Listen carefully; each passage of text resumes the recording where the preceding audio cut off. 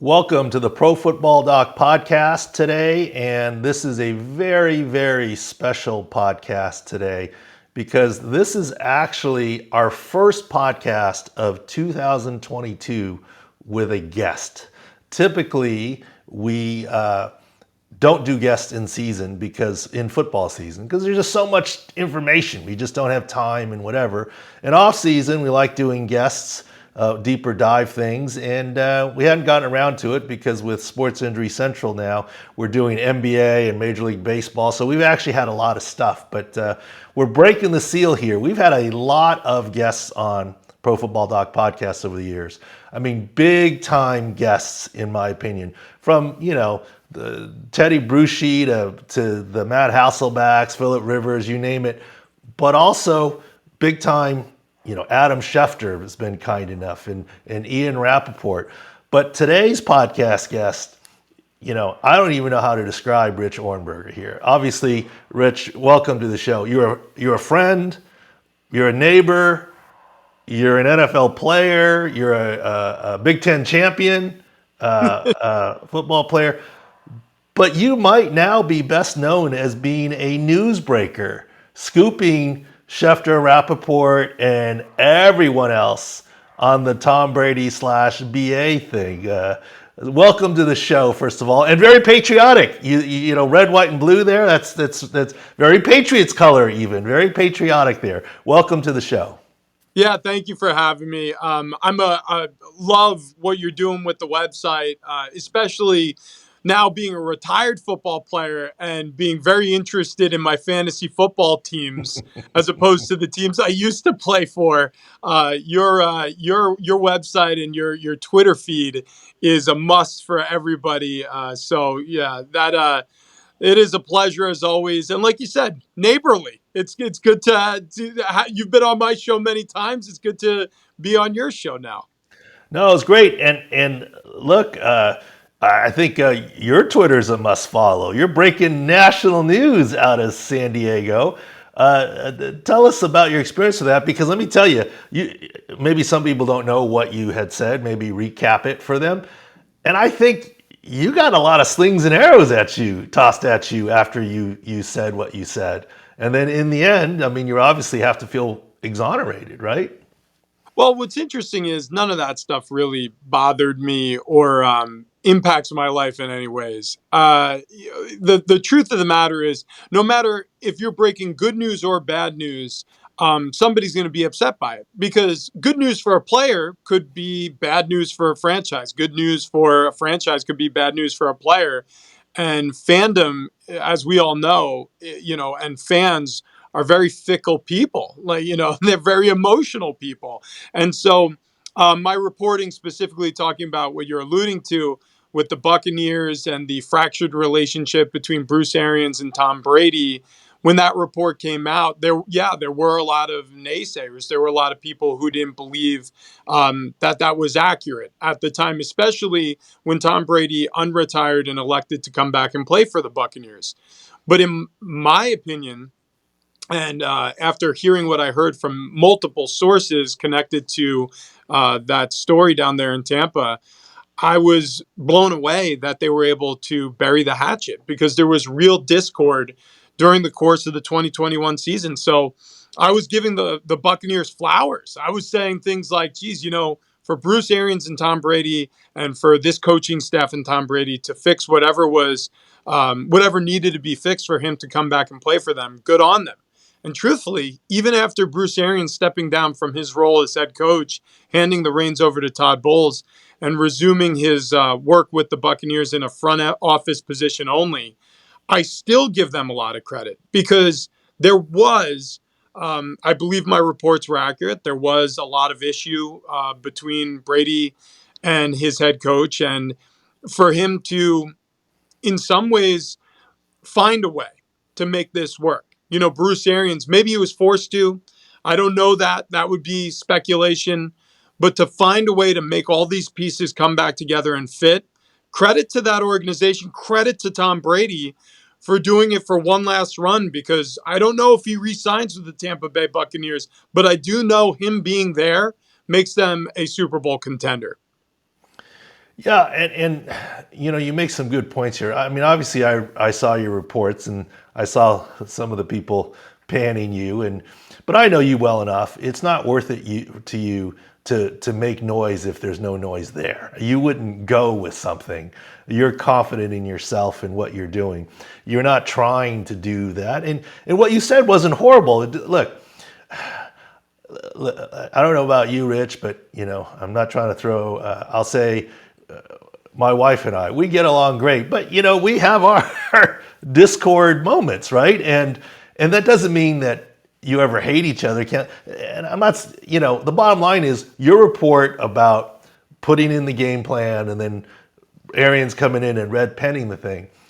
I thought it very plausible, but where I jumped on and really believed you is when Bruce Arians went so hard against the report. It's like protesting too much, right? As Junior Seau would say, if you violate the 10% rule, if something's more than 10% true, people get sensitive, right? If it's not 10% true, then it's okay, right? I mean, you can make fun of me as I'm a bad athlete. Okay, I'm old, right? But you can make fun of me for that and be, I'm okay with it. It doesn't really matter. But if you strike too close to home, then that's where, I mean, he went so far as to say, I don't even have a red pen.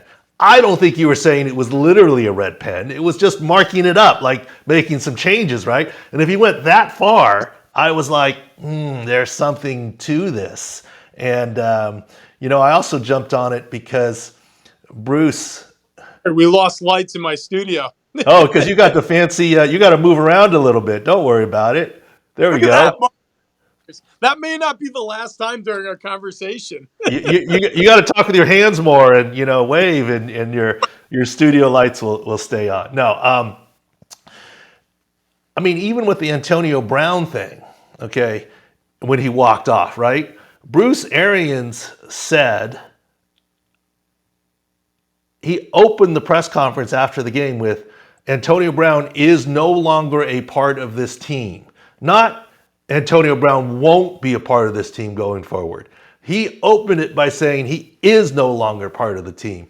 And I was saying, I never heard of someone literally being cut right before the press conference, whether it was on the field or whatever, right? I mean, you got to talk to the GM and what have you. So there's some hyperbole in that, obviously, and I'm not calling him a liar, but I mean, it's just interesting. So I clearly your report was real, but Tom Brady's an adult. Look, if you think he and Bill Belichick, and you can comment on this, saw eye to eye the whole time that they were there, that's just not true. I think Tom's like, yeah, I endured this for a long time. I lived in Dad's home for a long time. I have my own house now. I mean, I want a little more control, right? I mean, you were there. I mean, to me, I've heard them all. Maybe you can share. I mean, the Tom Brady stand up. What do you know about this in front of the team, right? I mean, kind of stuff. Well, when I'll start from the start with some of the things that you addressed there. You're absolutely right. Conflict is an important part of any relationship, whether it be a marital relationship or a player-coach relationship. Obviously, conflict isn't limited to any one relationship. It's a part of every relationship you have and an important part. So, like you said, just because there's conflict doesn't necessarily mean that a relationship needs to end in order to fix it, right? And also, just because there's professional conflict doesn't mean that personally you can't you can't play nice with somebody, right? So maybe it doesn't work as coworkers, but maybe you get along with somebody better as a person, away from whatever field it is that you work in. So there's a lot of different levels of conflict, and there's a lot of different reasons why conflict occurs, and there's a lot of different ways to resolve conflict. But if conflict wasn't important to Tom Brady in the least bit, you could argue that he would still be playing for the New England Patriots. But there was a certain level of dissatisfaction with his treatment during his time playing in New England. Maybe he wanted more autonomy, more say, and he was hoping to seek that Again, this would be speculation, but seek that by playing for a new franchise with the Tampa Bay Buccaneers. And maybe some of those same complaints he had about the way it was in New England reared their head again in Tampa Bay, and he wanted to get away from that in the first place. And so maybe that's what, again, this is all speculation, but led to essentially what we saw a week ago, which was Bruce Arians stepping down. Here's what I do know. I do know there was issue. Is that what precipitated Tom Brady's retirement? That's for everybody to guess. Nobody may ever know. There were issues. Did that precipitate Bruce Arians retiring as part of the deal for Tom Brady to unretire and play his next season with the Tampa Bay Buccaneers? Nobody may ever know that, but there were issues, and they found a way somehow to keep everybody in-house. Maybe there's a little shuffling of the deck in different roles. And like I said before, credit to Bruce Arians, to the organization, and to Tom Brady for getting that all figured out. So yeah, look, this was a very interesting past couple of months in the NFL, especially regarding the greatest player to ever play the most important position in sports, and that's Tom Brady, because there's no argument there any longer. We'll see what happens with this upcoming season, but when you have an elite quarterback, you've got a chance to win it all. And not only do they have an elite quarterback, but they have an elite roster. And the NFC, there isn't as much competition around that conference as there is on the AFC side. No, absolutely there. And just so people who don't fully know, I mean, you have sources, you've been around, but you also have direct eyes and ears. I mean, you played with Tom Brady. You saw what was happening in New England, et cetera. And you're not trying to just break random news just to do it. You make a very measured observation from your sources, and you stick to it. And I appreciate that about you. And you said something about, someone's going to be upset with you. There's no question about that. Let's say national championship game, Jameson Williams goes down for Alabama, and I'm like, yeah, unfortunately, he looks like he tore his ACL. And I had a bunch of people yelling at me that were Alabama fans. You don't know what you're talking about, this, that, the other. Thankfully, there are enough Twitter follows now that say, don't you realize this is what he does? And every time I dabble in the football world, people know, but every time it goes outside the football world, it's like, how can you be a doctor? You didn't examine him. It's HIPAA, it's unethical. All that stuff comes, and I'm like, I've vetted it with attorneys and ethics officers. As long as I'm clear that I'm not examining, I'm doing off video, I can give an opinion from the outside. It's not a diagnosis, and so yeah, I think you're right. I mean, Twitter is like Yelp, right? I mean, there's some people that love to stir it and mix it up. Well, and let me comment on that, because like and like you've seen, you have reactions sometimes to things, but I love that passion. Like I said, it doesn't bother me, and I don't let it affect me. It doesn't have any impact on my life, and all that's true. The fact of the matter is, look, if you're telling the truth to the best of your ability, and you'll miss sometimes, I'll miss sometimes. It's part of analyzing things. It's a part of reporting on things. As long as you're honest about that, I would prefer 1,000% to be wrong sometimes and honest, rather than be 100% accurate and lying to people, because nobody's 100% accurate. So you'd be lying to people if you tried to pretend you were. And I love the passion, though. When people are mad at you, or people are upset at an outcome that you predicted correctly in your field, or when I'm analyzing something honestly, and maybe there's a fan of a certain starting quarterback and I think his latest performance stunk. Well, I have to be authentic and honest about it, because if I'm not doing justice to my role in this weird sports universe we have as an analyst. So you got to appreciate the passion, because that passion breeds interest, and interest is the reason why we're even here discussing it, and anybody's listening to us in the first place. No, that's absolutely true. You bring up some interesting points. So how often, I mean, I know it happens. Like in your dealing with people in the NFL and talking, a lot about things that are happening, but how do you manage like which stories you withhold and which ones you run with, right? And you know, I'll bet you thought about, am I going to break this Tom Brady one or not? And there are a lot of other back things that you hear, but you say, well, I'm just not going to go with that. How do you manage that?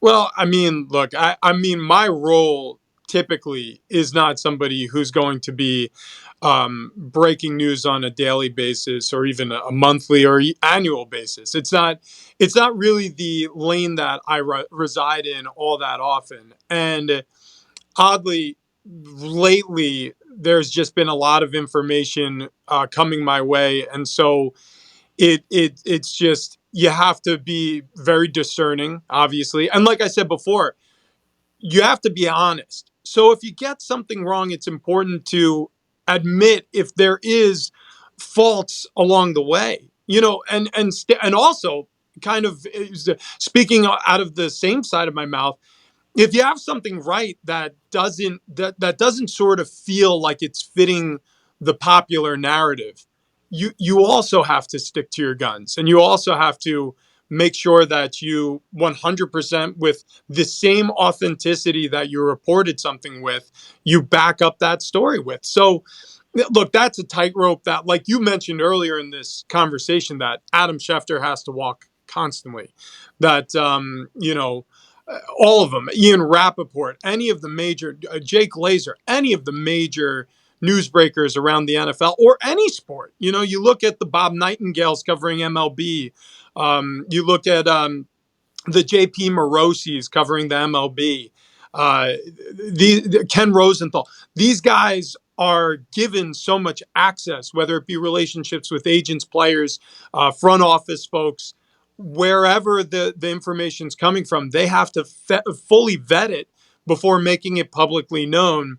My game is typically opinion based, which still ruffles many feathers, and so you have to obviously be authentic about the things you're saying and speak from a platitude of your past knowledge and back it up with whatever data or visual evidence you have from watching the game and being around the game and being an ambassador for the game. So, yeah, I guess everybody has their lane, and typically I reside in the analyst lane. And if I'm going to venture outside of that, I'm going to try to be as accurate as possible.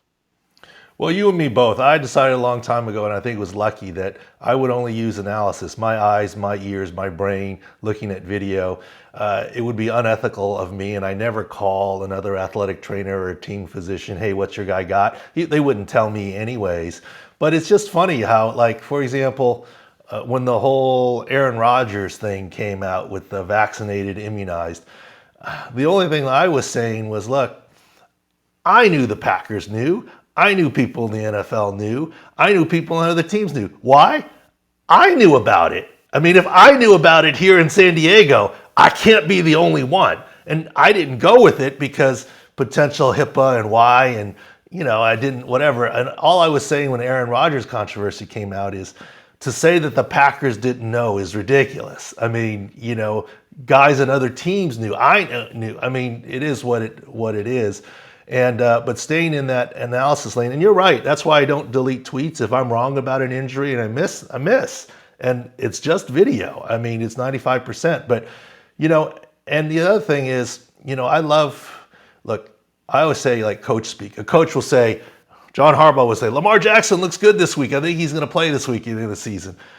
That's his job, right? To kind of, coach speak and do stuff. I'm not calling him a liar, but I said, no, he's not playing. It's a bone bruise. It is what it is. It's just, that's kind of what it is. But Rich, I mean, as a newsbreaker now, I mean, Schefter just got 10 mil. I mean, I think you need to, you scooped him. So, you got to go back and talk to iHeart and Fox and all your people there. Yeah, right. Yeah. No, yeah. The next contract, it's going to be a doozy for them. You know, I give a lot of credit to Adam Schefter, and I know, again, a lot of people don't want to or don't like that style of reporting or fame, or Ian Rappaport. I mean, these are guys who obviously over the course of my playing career I spent a lot of time with, because they'd be in the locker rooms of various teams that I played for and covering major national stories and the like. So from a peer standpoint, you get to know these people, and then also, the lights went out again. Hang tight. And also just from the standpoint of knowing what you go through when you are reporting on news, as you've heard it, and you're trying to go public with it. It's another part of the business where you you're putting your credibility on the line every time you do it. And so, yeah, credit where credit's due. And I honestly, we're talking a lot, you being honest and open about how you feel when you're analyzing certain injuries or certain things, and different fan bases may have different opinions and feel differently about it, depending on, it's bad news about a wide receiver they root for, or what have you. You stick to what you report, what your eyes tell you, and you'll never miss that far. And so that's always the goal, and certainly on the outset, you're never looking to mislead. You're always looking to be as honest as you've heard it, or as honest as you've seen it. Well, thank you. And as we wrap up here, I want to make sure everyone knows that in my NFL time, there were a lot of characters and people around, and you were definitely one of the funnier guys, comedian type. And I mean, honestly, I would compare you almost to Pat McAfee in what he's done in Blow. And so the question is, when are you going to do WrestleMania and WWE? Well, yeah, I have a match scheduled next year's WrestleMania against Undertaker. Yeah, Okay. I don't want to give too much away, but I'm gonna come out of the coffin, and it's gonna be a whole thing. Can't wait. I'm gonna hit him with an urn, and we'll scrap for about 4 or 5 minutes, chug a beer, and then call it a night. Really send off the event the way it should be. No, I have no desire. You're breaking more news. I mean, that's your next news break. I have zero desire. I mean, Pat McAfee, talk about remaining an athlete. He did a backflip off of a top rope. If I attempted to do that, I'd be in your office right now asking for orthopedic help. So, and he stuck the landing. I couldn't He believe stuck the landing. I mean, that was, yeah, absolutely. All right, Rich, thank you very much, my friend, Mr. Patriot, right there, red, white, and blue. I appreciate you, and thank you for coming on. And first podcast guest of the 2002 calendar year. Thank you. You bet. All right, thanks to Rich Ohrnberger there. He's a good man. I was trying to get him to tell some jokes. He's a pretty funny guy there. He stayed professional there. I guess I'm not a good interviewer. I didn't get that out of him, but he'd be pretty good at WWE wrestling. I think he'd be pretty good at that. All right, let's welcome to our regular segment here. We got the boys here. We got Taylor and Jacob and producer Justin, who'll chime in and keep me honest in terms of what's going on. What's up, guys? You're going to be more talkative today, Taylor? I mean, last week you didn't, I'm more you're excited. a little nervous, I think. I'm in a Vegas hotel room, so I'm way more excited this week. So, all right. How many wagers you got down already? I mean, well, I had a tennis started at 7 a.m., so we started there, and the day goes tennis. on. Oh, wow. No Korean base. No Korean He doesn't baseball look too last nervous, night. so he must be doing all right. Nope.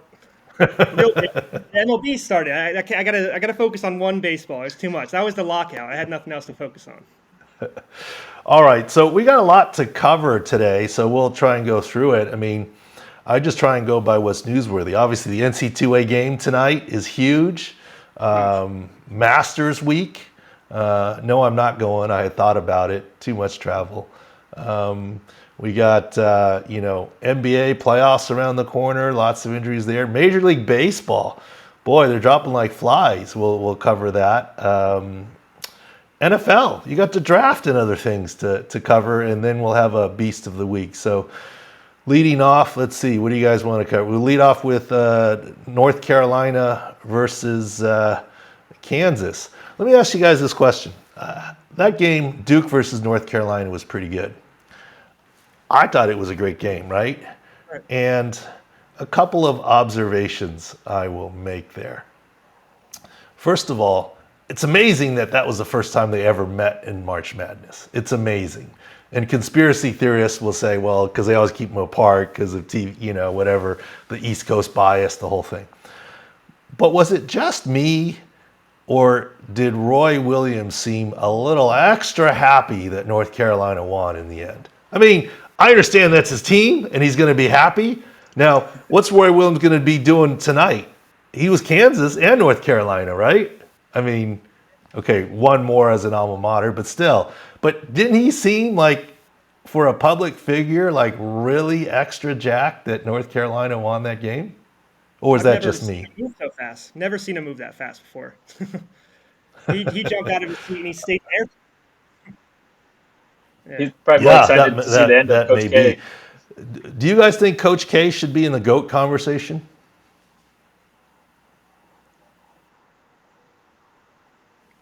Absolutely. I mean, it's hard to do anything good for that long and have that sustained success. I mean, especially college players and the way the game's changed and you're recruiting one and done guys and you still have that kind of success, that's difficult to do. I don't know Coach K. I have a lot of respect for Coach K and the longevity of what he's done. I would actually say no. Here's why.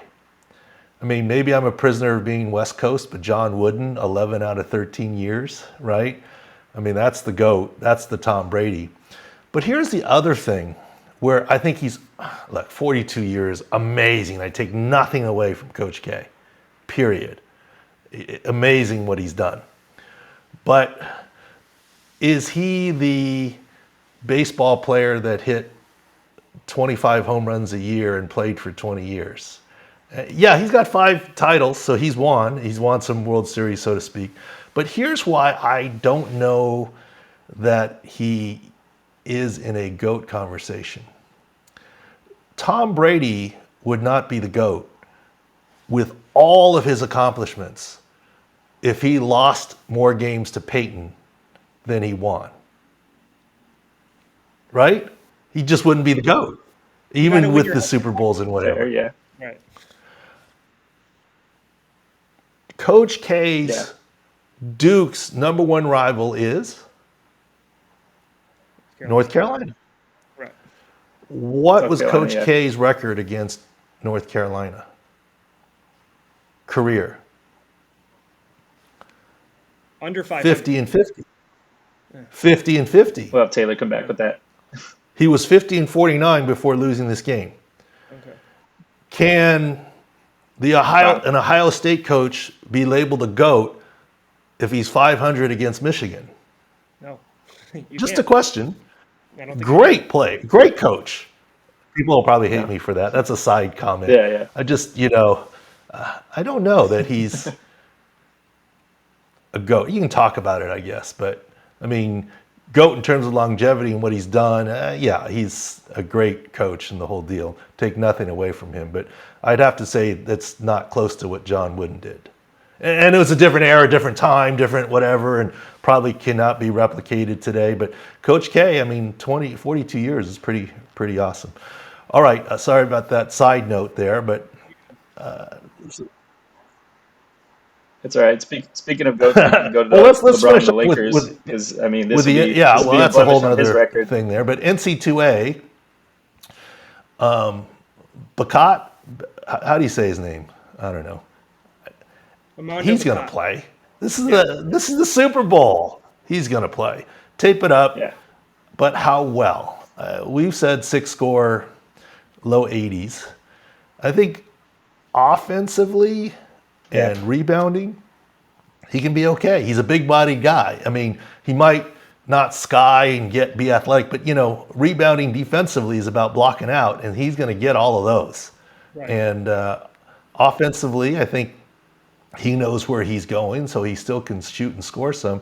But defensively would be my worry. And, I didn't watch all of college basketball, but the most impressive player from Saturday to me was David McCormick. Absolutely. And what's his FanDuel prop? So right now he's at 11.5 on FanDuel. Yes, and he's gone over that prop back-to-back games, 15 the game before last and 25 in the last game. So, he's become the focal point of that. I think the low prop value is a prisoner because he had the foot soreness throughout the season and didn't play much. So his season average is only 9.5. Right. And yes, North Carolina has more bigger players, including Bacot, but I don't see Bacot being as effective defensively, and 11.5 seems easy, but I don't know. I mean, I'm just going off of medical. Of course, McCormick could get in foul trouble and not make it, but he scored 25 last game against. Well, the foul trouble, though, Doc. I think Bacot's the one that's going to get in foul trouble. I think that's why I think that even more McCormick, I think, is going to be a big thing. That's defensively, it's going to be a huge issue, and I think Kansas has changed their offense. Before, Remy Martin and a couple of their guards were their key point producer, but the last couple games in most of the tournament, they've come into a very heavy post play. So McCormick should definitely take advantage of that injury, like we said.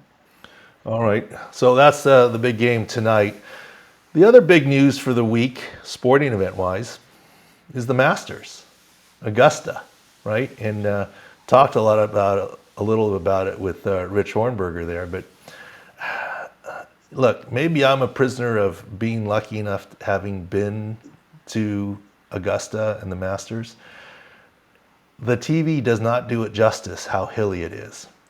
You know how, I don't know if you guys have ever done this, but like, you go on a black diamond run or a pretty significant ski run, and either you video it or take a picture, and you go, it doesn't look like it's anything, right? But when you're there, it's very impressive. I think that's the same for the Masters and how hilly it is. It is not a flat course. It's not mountainous, but it is a lot of undulating hills, and you have to walk it, right? I mean, and okay, someone's carrying your bag, but you still have to walk it. And I don't know that he's played 4 rounds of back-to-back golf yet. When he got to Augusta, he did a practice round, then took time off and another practice round. And who knows if Tiger's even going to play. We've talked about it in December, right, when he played with his son. Don't count on him playing in the Masters. I don't see Tiger as someone, do you guys see this, who's just going to, quote, suit up and go out there? I mean, if Tiger can't compete to win, I mean, like, I don't know that he goes out there, right? And because of that, I still don't know that he's going to go out there. To me, I'll give it to him. If he goes out there, plays, does well, finishes high up, hats off to the GOAT. No problem. I still don't really see it. What do you guys think? Yeah, I think you made a good point. Talking to me a while ago, it's no big deal for him to go to Augusta. He wants to go out and hang out there and be there for the Masters dinner, and he's not going to miss that part of it. Even if he doesn't play, he's golf royalty. It would be news if he couldn't go. I think he would get grief like, okay, you're not 100%, but you can't come to the dinner? I mean, you can't be where, this is the Super Bowl, right? And that's the bigger news. The last Super Bowl I went to in person, Miami, before some of this pandemic weirdness, Chiefs versus 49ers. Bill Belichick wasn't in that Super Bowl, but yet he went down to Miami. I mean, Gronk is a different story. He held parties and stuff. But you get what I'm saying? It's such a big event that doesn't do anything. And the other thing is, I mentioned with Rich that I have a friendly wager with Billy Volek, who thinks he's going to play. He goes, why else would he fly there? I said, Billy, that's like you taking an Uber to go to dinner, okay? I mean, he's got his plane. That's like an Uber to him, okay? I mean, it's not that hard. I mean, kind of deal. He's in a different stratosphere to the rest of the world. Yes, Augusta's a hard place to get to, and there's no direct airports, but that private plane takes you right into Augusta, and it's his personal Uber, right? I mean, et cetera. The other one I still think that is flying under the radar is Bryson DeChambeau. Valero Open, he missed the cut. I mean, he's a guy known for hitting bombs. He was missing fairways. I don't remember his numbers. He was actually hung in there because he chipped in and he was plus on his putting. But I don't see how he can do well in this Masters course. That hook of the hamate fracture is real. I mean, it doesn't affect your chipping and putting, but it absolutely will affect breaking out the big driver and hitting bombs in terms of your accuracy, because the left hand, which is what he has broken, that's the power grip side, right? And that hook of the hamate, And so the left hip as yeah, well. left hip too, right, for hip turn, but left hook of the hamate. And hook of the hamate fractures we've talked about don't heal. So I still am, you guys are, I don't have, I'm in California, I don't gamble, but look at some of those props up there at FanDuel or otherwise, Taylor, the individual You have a matchups list or right whatever. I think there's some opportunities there. And I got a list right here for you, Doc. I got Woods at 55-1, Bryson at 38-1, and there's another one, the defending champ, Hideki Matsuyama. He has a back injury, and his is at 42-1. So there's multiple, big time golfers that have, big shot odds. Not to. yeah, and I think those are all, people like that. They see a name, but Yeah. the defending champion with, I think it's his neck issue. But I think all those three of those are, go buy a Powerball ticket. I mean, that's We wrote less than a week ago that Bryson and Tiger weren't worth a Masters bet, and they both dropped it out since then. I think Bryson was 29-1 and Tiger was 50-1, and now they're lower than that. So that tells you what the books think about that too. Well, yeah, and but Tiger is Dallas Cowboys on steroids. Like, the Cowboys never get the right line because they have so many fans, right? So their odds are always pushed a certain direction. But Tiger is that on steroids, right? I mean, when I retweeted yesterday and said some stuff about Tiger, okay, he's, we'll see. I mean, he's saying, let's see if he can compete. And I made some, my analysis, and boy, there were a lot of people that were coming at me. Why would he be there? He's the GOAT. He could do it. Like, a lot of people came at me. I'm just giving an opinion. We'll see. We'll see what happens.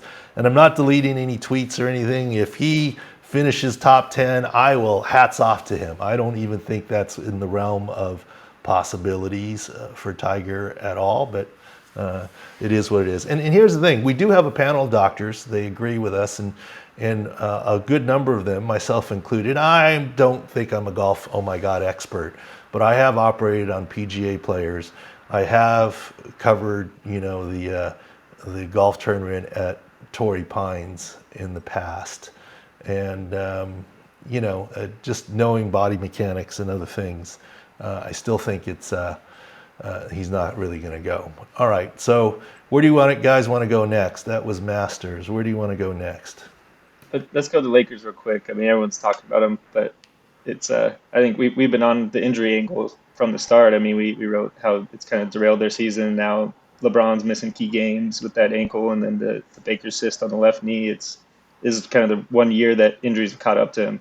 Right, and he's played a lot of basketball, the whole thing. But if you think about it, at the beginning of the season, it was Brooklyn Nets versus LA Lakers in the finals. One's out of the play-in spot, the Lakers, and Brooklyn is still barely in the play-in spot, right? I mean, between injuries and in Brooklyn's case, COVID, Kyrie, and Harden leaving, and injuries, no Ben Simmons. And Ben Simmons, I think, once we jumped on the epidural, once he said epidural, he said he's not coming back. I don't think he is at this point in time. The word is leaking out on that. And LeBron's ankle obviously is a bigger deal, so I didn't catch up. Obviously, the Lakers did not win last night, I assume, with LeBron out, and the Spurs are ahead of them in the play-in, right? I assume they beat Portland. Spurs are 2 games ahead with 4 left. Yep. But they have the tiebreaker. That's Monday. So 4 left, 2 games, and the tiebreaker. So, Right now. so the magic number is now 2. Yes. 2 San Antonio wins, and the Lakers are out. 2 Lakers losses. Any combination of Lakers losses, and that's where I think it's almost white flag time for the Lakers. I mean, yeah, they got Anthony Davis back, but anyways, lots of other playoff news, and no word on Zion, even though the Pelicans are in the play-in, right? I mean, et cetera. All right. You want to stay NBA or we seem to have a lot of bad baseball news, huh? Yeah, I mean, we talked about how soft tissues could pile up, but it seems like even the ramp up to spring training is getting some starting pitcher injuries. We have articles up about Lance Lynn, the torn left knee tendon or right knee tendon, the push off leg, which is big. Jack Flaherty pitching through the SLAP tear in the labrum. I kind of want more details on that from you, Doc. Just about how is he trying to pitch through that? I mean, he's kind of downplayed it, said, "Oh, it's just inflammation. I've dealt with it before. It's an old tear." How is that going to affect him this season? Well, I mean, those guys, DeGrom, I mean, Chris Sale, I mean, there's a lot. We got a lot of content up there. Go to the baseball page to see it. But Flaherty, okay, Lynn's issue, he's having surgery. It was a partial tear of a tendon. Does anyone think he's coming back in 4 weeks? I mean, 6 if he's lucky. I think the over/under is closer to 2 months and 2 months and change. I mean, he's a pitcher. He's got to get back into throwing shape, and you can't get an overuse of your elbow or shoulder. I mean, don't draft him in fantasy, at least not in the usual spot. And Flaherty, I have my worries. We always say injuries beget injuries, okay? So I get the spin. The slap tear, which is a supralabral tear, the biceps is, quote, old. And it's minor. The only minor slap tear in a pitcher is the one that's in your opponent. For you as a pitcher, the deceleration after, you throw your whole body weight into it, the slap as it pulls, that's a big deal. And that can lead to compensation, leading to inflammation, the bursitis, the oblique strain that he had previously, et cetera. So yeah, injuries beget injuries, especially throughout the kinetic chain. And that's why we worry about lower body in pitchers. And the fact that he has a slap tear, how old is Flaherty, by the way? 26. So he came up very young, 21. He's had great seasons. Mark It's kind of fallen my off. words. Mark my words. Flaherty will have a slap repair to his shoulder before his career is done. Will it be this season? Don't know. Could be. He's been trying to blow through it. Slap tears don't heal. It's going to get worse over time. He will have surgery, in my What's the opinion. recovery timeline for Assuming the that? slap tear is real. What's the And recovery not timeline? having Is that like exam. an off-season surgery? Yeah, typically. I mean, if he has it now, he's done for the season, right? So he's missed his window to do it. Yeah. And we'll see. We'll see what happens. And if he continues to struggle, we'll see it coming. And then Ronald Acuna was 10-day IL. I take that as good news. Right. It could have been 60, right? Well, I have a question about that, Doc. When the DH, is that allowing players to come back early because they're not going to be in the field? Because I agree with you. If there was no DH, Acuna would probably be on the 60-day DL, right? I think you're right about that. Yeah. It's the hardest thing is to play in the field. How he tore his ACL is playing in the field. Yes. There's very little danger for his ACL for his hitting, and there's a little bit of danger perhaps with his ACL as he runs the bases, a little bit, but more in the field. And it doesn't surprise me at all that, and we've been saying he's not going to be ready or full for the start of the season. 10-day IL is probably good news. Maybe they can get him to be a DH, later in April or early May, and short of 60 days. But yeah, and baseball is one of those sports where you don't have to be 100%. I'm not calling anyone soft, but 85% is a good day in football. Yeah. Baseball, 85% you sit and wait because you can't be as effective. If you have a hangnail, you got to be in the 90s, 95. What's that? If you have a hangnail when you're a pitcher, you sit your start out. You don't pitch. You're going to tell a football player. Oh well, come on. Let's not look. All right, let's not go there. I'm not calling. Look, the days of Come on, Rogers had a broken baseball pinky players that he milked for 6 weeks. Look, the days of, you do need your hands or fingers, and a hangnail can be a big deal. A blister's a big deal on a pitcher, right? Yes, I But agree with. let me tell you, one thing that I came away, I went to spring training with my 9-year-old son. I hadn't been in a long time. What impressed me, of course, we spent a lot of time out on the minor league fields, right? And, chasing down balls and stuff. Honestly, what very much impressed me is top to bottom, you do not have any baseball bodies anymore. The guys are thick. They really looked much more like football players. And especially even going down in the ranks into the minors, there were a lot of big boys. There is a premium on physical talent now in baseball that's transitioned all the way down.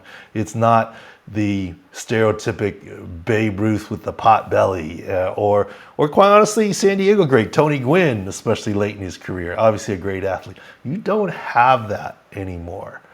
These guys are all built and in shape, and same throughout sports. I mean, when Tiger came up, he was the fit dude, and you had others that were whatever. Now, every one of the golfers are the fit dudes, right? It's hard to find one that's not fit. The training, nutrition, everything has changed, and I think it goes down to baseball as well. All right, what else we got I here? think that's a perfect segue to the NFL. Let's not forget about the NFL. yeah. This weekend is recheck combines. So the second free trip to Indy. There is a new thing this year. I used to have to go to Indy for this recheck, and literally you'd be there for, an hour of work, maybe, or 2 hours max, all the way across the country, change planes from San Diego to Indianapolis, go against time zone. Now they have a Zoom option. So I think half the team will be in person, and half the team, not for COVID, but for just travel logistics, are going to say, we can just get it off of Zoom, what we need. Look, all these guys coming off an ACL tear, let's say Jameson Williams, he was 6 weeks post-op when he was there at the combines. Now he's maybe 10 weeks post-op or 12. He's still not going to be ready. There's no big difference. And, I guess there was a posting that Schefter tweeted through his agent of, look at how well he's doing, high knee drills. I'm like, well, A, that's not ACL specific. B, we tweeted about it, and I don't know if Justin's can show it here, but you look at that and say, oh, that's his left knee's the ACL knee. The one knee goes up 6 inches higher than the other. I mean, he's not there yet. I still don't believe he'll be ready week one. It is what it is. Teams know this, and you don't always need the rechecks to do this. Let's see what else. Drake London pushed off his pro day. Well, Jacob, you published the article talking about that a month ago, saying we thought he would push off his pro day. That's not news. They know he's going to be ready by the start of the season. Drake London isn't going to drop any more than the draft because he pushed back his pro day. They know what he can do, and they have an idea, and it's not a surprise. He's just not 100% yet. He said he was 85% at combines. Maybe he's low 90s now, but you don't want to work out when you're low 90s. You want to work out when you're 98 so that you can look good for teams. Don't hurt your draft stock. That's not a surprise, but he'll get there. Another positive pro day, Derek Stingley, one of the top cornerbacks. He was dealing with that Liz Frank mid-foot sprain injury. He did work out today for the first time, did not work out at the combine, so that was big for him. Yeah, well, I think he was going to be fine with that too. The only one that I have my, quote, spidey senses up on, and maybe you'll blow me out of the water. Have you seen any reports of how Kenny Pickett's pro day went in terms of his throws? We talked about this. Yep. Have you seen any? Nothing. We certainly heard it from Malik Willis. Willis, yes, absolutely. Kaepernick got more coverage. His pro day, from his Michigan day. He did. Kaepernick had more video than Pickett did. What's that? Who did? Kaepernick had more video. Oh, Kaepernick, yeah. There might be what something about to that. What about the Ole Miss guy? Matt Corral? There is no video of him. No video of him either. Okay. Well, who knows? Maybe there's just no video of Kenny Pickett. Now, the big thing with his hand, we talked about it. It's not huge, but the NFL ball is a little bigger, a little different. And it would have reassured me to see all this video or reports of he completed 37 out of 37 passes and, right? The hyperbole that comes out. And we didn't see any hyperbole. That doesn't mean it wasn't there. It's hard to prove a negative, right? I mean, so we'll see. We'll see where that lands him. It's not an absolute hand size thing. It's just, they just want to see him spin the NFL ball is all. Who knows? Another quick one. Taylor noted that camp opens today for NFL teams with new head coaches. Daniel Jones, something we're going to track heading into next season with the neck issue. He said he expects to be cleared and ready to go, although he missed that last 6 games with something that was a little more than the team he and the team led on.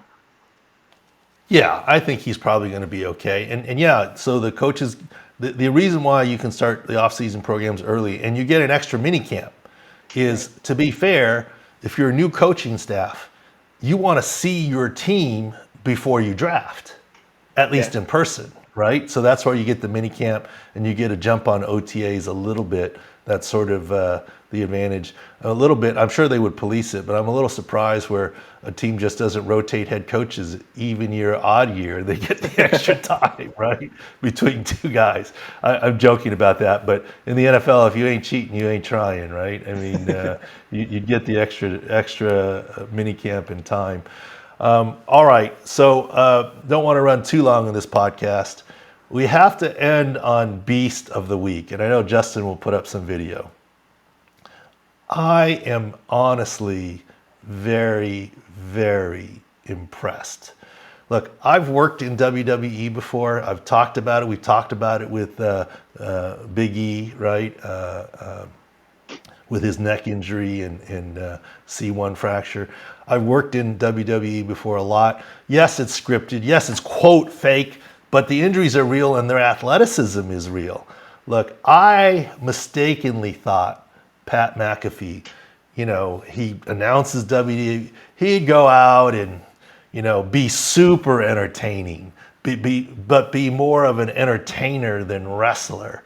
Oh my gosh, if you look at the video here, and Rich talked about it a little bit, a backflip, stuck the landing off the top rope, several other top rope things in acrobatics. I mean, there's the part where these guys trained for that. I mean, he put in some time. He didn't just go out there and do that. A front roll dive to make sure. I mean, you can break your neck that way. Yep. Now, I will admit that I'll let you, maybe it's changed, but when I was working WWE, you know what the ring is made out of? It's, of course, there's padding, but it's not super soft padding. But the way they get the spring, it's 2x8 wooden boards across the ring that are not bolted in. Mm-hmm. So that's where you get the noise and the bounce and but it's not a soft landing, right, but it's a softer landing than a regular mat and floor would be. But I think Pat McAfee's wife posted a picture of some bruises and other things and so forth. Look, the injuries are real. I gotta say, I was impressed with what he did. I mean, if you didn't know who he was, you'd say he's on the circuit. I mean, I was very impressed. So with that, I gotta give, I mean, look, he was gonna get his millions regardless for that appearance. And look, I thought he would do some fun things like, whip the crowd up. And, I think it was predictable that he would grab the microphone in the middle of his match and start commenting on the match. I mean, those are what I mean, entertainment value things that I think he would do. But he actually wrestled. I mean, of course, there's some theatrics in there. All right, he made some fantastic moves. So for that, I have to give Pat McAfee, our friend Pat McAfee, the Beast of the Week. I think he's showing that kickers are people too. They're athletes, but heck, maybe we'll try and get Pat on the show sometime. I've always found a difference in my limited experience. To me, players that kick a football, there's 2 types in the NFL. There are guys who can kick a ball that are in the NFL. And there are NFL players that happen to kick a ball. Like, clearly Pat McAfee like he's made the tackles, he's done the other things. He's an athlete and an NFL player that happened to kick a ball, a punter. And in general, I find it's often more punters, but maybe I'm jaded. I mean, I had Darren Bennett, Mr. Aussie Rules, in clothesline tackle, and then followed by Mike Cyphers forever. He's a football player that happens to kick a ball, not the other way around. And I think Pat McAfee's cut from that cloth. Whereas I think the field goal kickers, I mean, Pat was a kickoff specialist and a punter. I think he was more football player, clearly. Some of the field goal kickers are a little more, I don't know, golfer-like mental game in your head, kind of things. Whereas I think a lot of the punters like Pat were straight out football players. And so he's our beast of the week. You got to look at the video. You haven't seen it. I was very impressed with what he did. All right, guys, anything else you want to close out on here?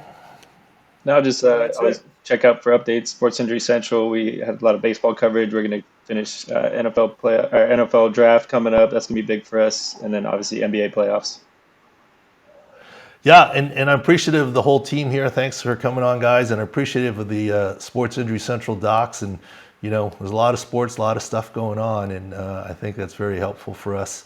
Thanks for listening and watching, and let's see what happens tonight with North Carolina, Kansas, and the Masters this week, and a lot of fun things. And obviously, let's restart. We made some calls today. Make sure, let's do a report card next week. Gotcha. If we're wrong, we're wrong. Let's talk about why we're wrong and what happened. So make a checklist of some of those things that we've talked about here, and let's grade ourselves next week, or you guys can happily give me some grief and point things out when we're not correct next week. But on that note, Sports Injury Central, 6score.com, ProFootballDoc podcast. Thanks for watching and listening. Thanks for having me.